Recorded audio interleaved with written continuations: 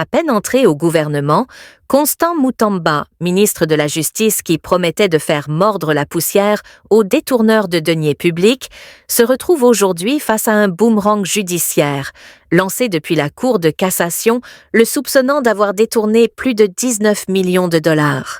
Pendant ce temps, le ministre de la Justice et garde des Sceaux a fait un déplacement à Kalemi, dans la province du Tanganyika, ce 21 mai 2025, pour inaugurer le nouveau bâtiment du Palais de la Justice.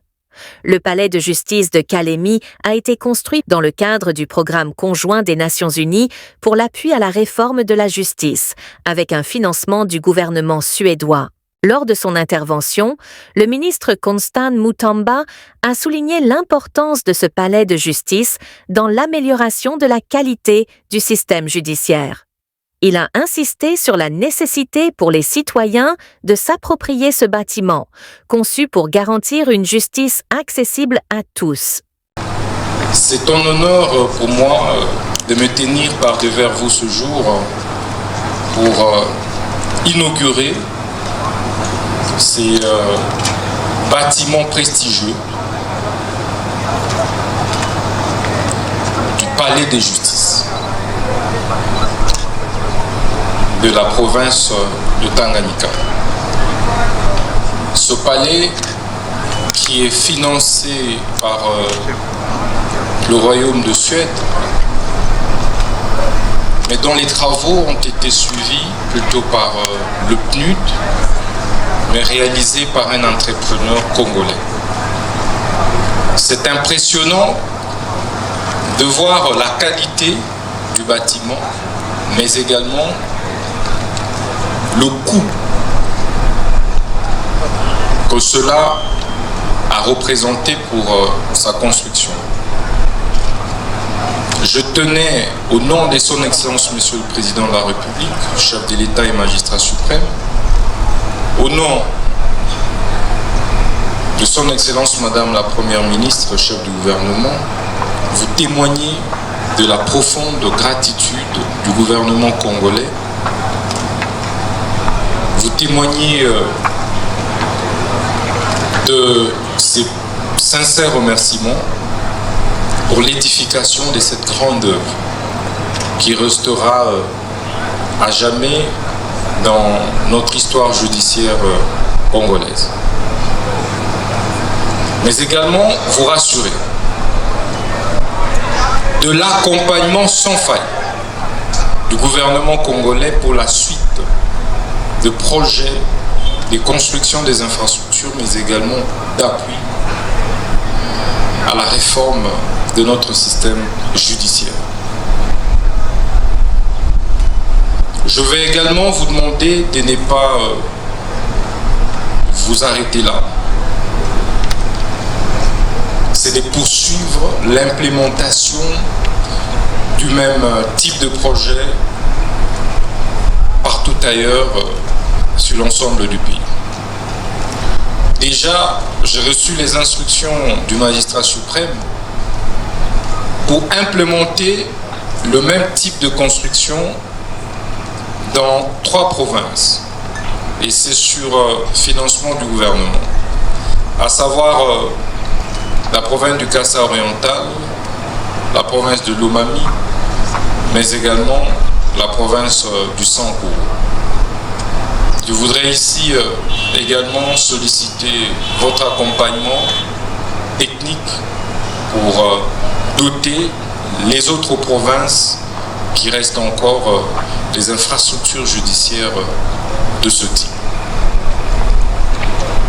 C'est ici également les lieux d'inviter les magistrats du haut de la province de Tanganyika à bien tenir cet ouvrage, à bien l'entretenir,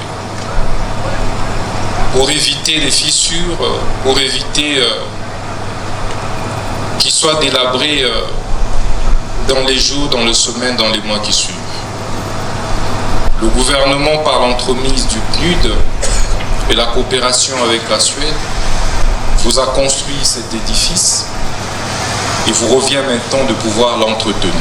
Il ne faudrait donc pas attendre que le ministre de la Justice revienne ici, que le gouverneur de province revienne pour entretenir cette grandiose œuvre.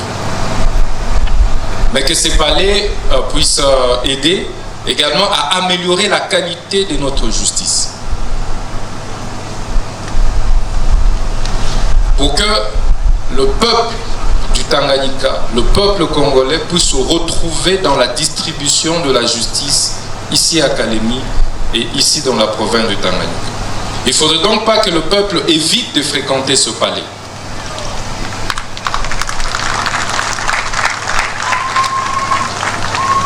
Ça doit être un palais qui rassure les justiciables, parce qu'il est construit pour les justiciables. Et cela dépendra de votre attitude, dépendra de votre comportement au quotidien. Donc chaque acte que vous poserez, vous devriez vous rassurer que cela conforte les attentes de la population. Ce palais doit donc constituer l'abri pour ceux dont les familles n'ont pas de nom, comme on dit.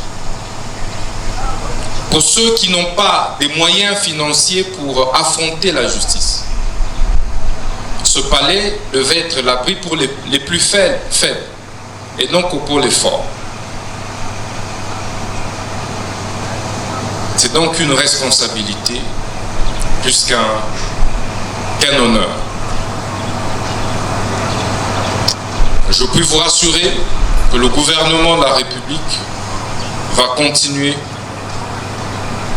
à vous accompagner pour qu'au-delà de ce palais, il soit construit ou aménagé d'autres infrastructures judiciaires et pénitentiaires. À savoir la prison centrale de Kalemi, qui est dans un état de délabrement le plus avancé, avec une surpopulation carcérale incommensurable. Nous allons donc travailler à créer l'équilibre pour que les justiciables ou les condamnés qui le seront par ce palais puissent trouver où être incarcérés. Donc la deuxième priorité pour nous, la plus pressante, c'est donc la construction d'une nouvelle prison ici à Kalemi. Pour nous rassurer que les conditions carcérales répondent aux normes et standards internationaux.